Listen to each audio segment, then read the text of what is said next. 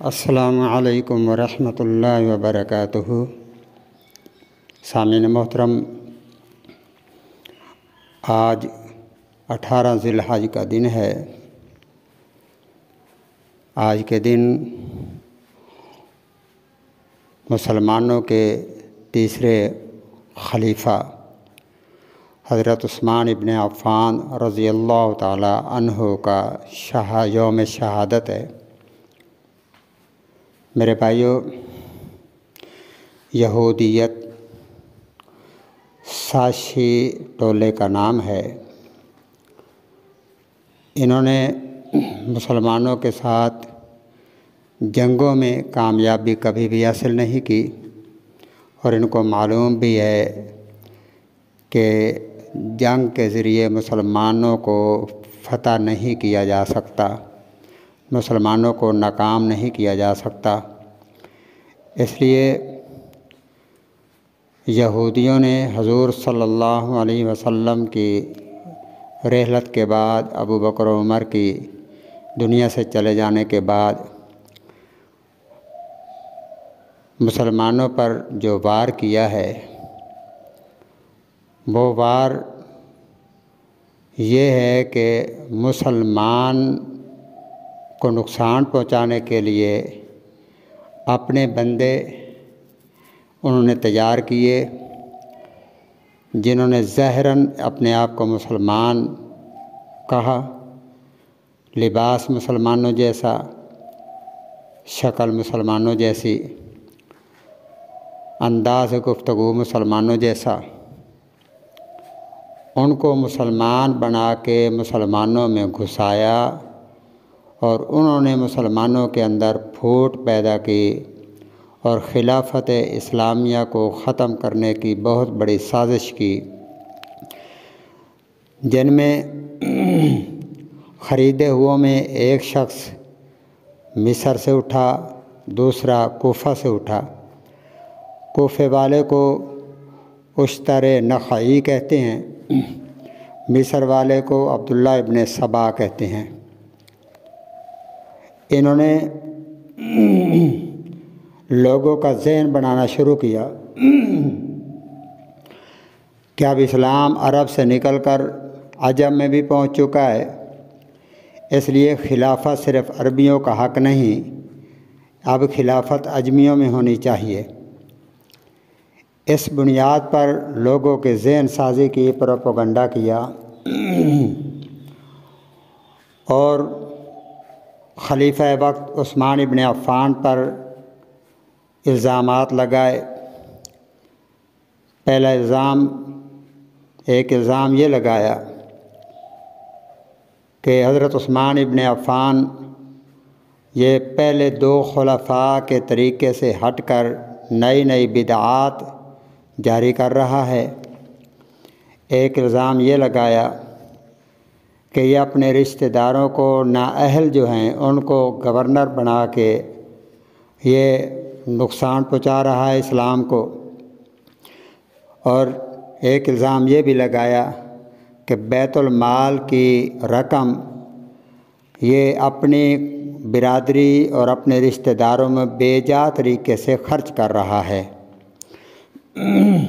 یہ الزامات لگائے، جبکہ تھے الزام، مقصد یہ تھا کہ مسلمانوں کو خلیفہ وقت سے متنفر کرنا، اور ان کے اتنا تیز پروپیگنڈا تھا کہ کچھ مسلمان بھی ان کے پروپیگنڈا کے اندر آ گئے، جس طرح آج بھی آ جاتے ہیں کہ ایک شخص اثر رسوخ والا ہوتا ہے، وہ ایک بلا کسی قصور آدمی کے خلاف پروپیگنڈا اتنا تیزی سے کرتا ہے کہ لوگ اس کے پروپیگنڈوں سے متاثر ہو کر وہ سمجھ بیٹھتے ہیں کہ شاید یہ بندہ قصوروار ہے، جبکہ وہ قصوروار نہیں ہوتا۔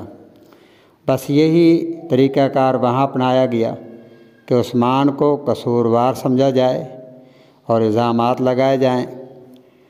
تو اس تحت پھر وہ ایک جتھا بنا کے، ایک گروہ بنا کے، ایک لشکر بنا کے مدینہ کی سرحد میں، مدینہ کے شہر کے اندر اس وقت داخل ہوئے جب اکثریت مسلمانوں کی، صحابہ کرام کی حج کے موقع پر حج کرنے کے لیے گئے ہوئے تھے۔ اس موقع پر یہ لوگ پہنچے اور وہاں آ کے شورش برپا کیا عثمان غنی رضی اللہ تعالی عنہ کے خلاف، اور جھوٹے الزامات لگائے تاکہ مسلمانوں کو حضرت عثمان رضی اللہ تعالی عنہ سے متنفر کیا جائے۔ اب لوگ کہتے ہیں کہ وہ باغی تھے، حالانکہ وہ سبائی ٹولہ تھا۔ سبائیوں کو بغاوت تو وہ ہوتی ہے کہ مسلمان خلیفے کے خلاف بغاوت کر دیں، جبکہ یہ تو باہر سے آئے تھے، یہودیوں کے خریدے ہوئے تھے سبائی۔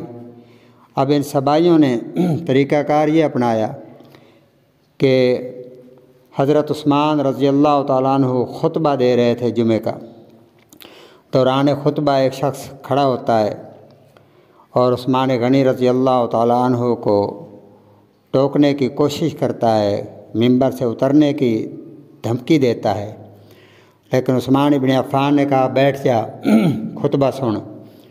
پھر وہ اٹھتا ہے تو وہ بہت سارا گروہ مسجد نبوی میں داخل ہو چکا تھا۔ جب دیکھا کہ یہ اترنے والے نہیں ہیں ممبر سے، اس وقت چاروں کونے سے لوگ کھڑے ہو گئے اور آوازیں کسنے شروع کیے۔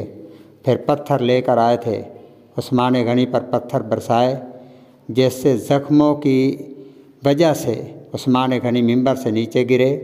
وہ عصا بھی گرا جو حضور صلی اللہ علیہ وسلم ہاتھ میں لے کر خطبہ پڑھتے، پھر ابو بکر ہاتھ میں لے کے خطبہ پڑھتے، پھر عمر ہاتھ میں لے کے خطبہ پڑھتے۔ اسی عصا کو عثمان غنی بھی ہاتھ میں لے کر خطبہ پڑھا کرتے تھے۔ وہ بھی گرا تو ایک سبائی نے اس عصا کو اٹھایا اور اس کے 2 ٹکڑے کر دیے۔ عثمان غنی رضی اللہ تعالیٰ عنہ کی آنکھوں سے آنسو جاری ہو گئے کہ ظالم، تو نے یہ عصا نہیں توڑا، یہ عثمان کا دل توڑ دیا ہے۔ یہ وہ عصا ہے جس عصا کو محمد رسول اللہ صلی اللہ علیہ وسلم کے ہاتھ لگے، ابو بکر کے ہاتھ لگے، عمر کے ہاتھ لگے، تو نے یہ بھی حیا نہ کیا اور اس کو توڑ دیا۔ پھر عثمان غنی رضی اللہ تعالیٰ عنہ کو مسجد سے باہر ان کے گھر کے اندر لایا گیا اور پروپیگنڈا تیز کرتے چلے گئے، یہاں تک کہ عثمان غنی کو گھر کے اندر محصور کر دیا، اور 40 دن تک عثمان غنی کا پانی اور کھانا بند کر دیا گیا۔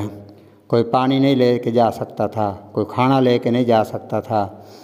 پھر حضرت ابو ہریرہ بھی آئے اور بھی صحابہ کرام آئے، انہوں نے عرض کی کہ امیر المومنین، مدینہ کے اندر آپ کے اس گھر کے اندر بھی بہت تعداد مسلمانوں کی موجود ہے، آپ حکم دیں ہم ان کو کچل کے رکھ دیں۔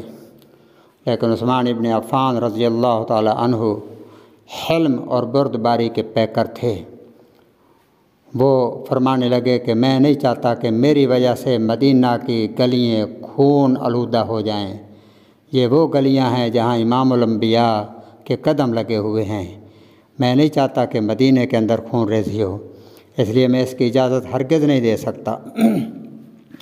اسی طرح 40 دن گزر گئے۔ پھر حضرت عثمان غنی رضی اللہ تعالیٰ عنہ کو خواب میں اللہ کے محبوب اور ابو بکر و عمر کی زیارت ہوئی، تو حضور صلی اللہ علیہ وسلم نے فرمایا کہ عثمان جلدی کرو، ہم نے افطاری کا انتظام آپ کے لیے جنت کے اندر کیا ہوا ہے، جنت کے اندر افطاری کا اہتمام کیا ہوا ہے، جلدی کرو۔